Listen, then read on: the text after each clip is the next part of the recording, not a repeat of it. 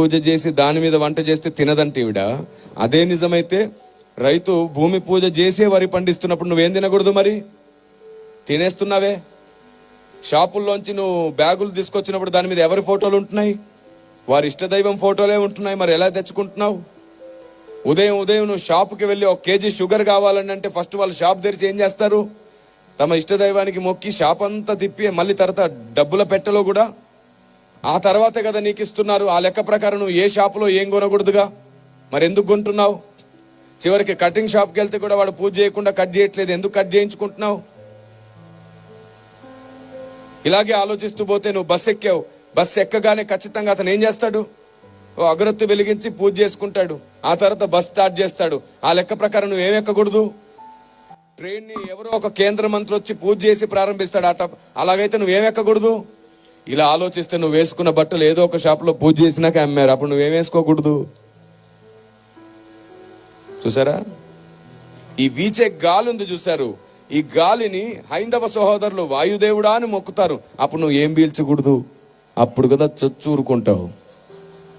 బుద్ధి లేని లాజిక్లని పెట్టి క్రైస్తవ్యాన్ని ఇంకా వ్యతిరేకంగా శత్రువులుగా మార్చేస్తారా?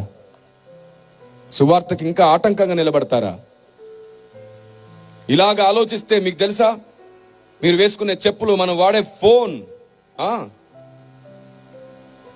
చివరికి నా చేతిలో ఉన్న మైక్, ఇక్కడ ఉన్న బాక్స్, ఇక్కడ ఉన్నటువంటి వాయిద్యాలు, మీరు వేసుకున్న కళ్ళజోళ్ళు, మీరు కూర్చున్న కుర్చీలు, అన్ని ఆయా షాపుల్లో ఆయా డీలర్స్, చివరికి కార్లు కూడా వాళ్ళు పూజ చేసి వాళ్ళ షోరూంలో అమ్ముతున్నారు.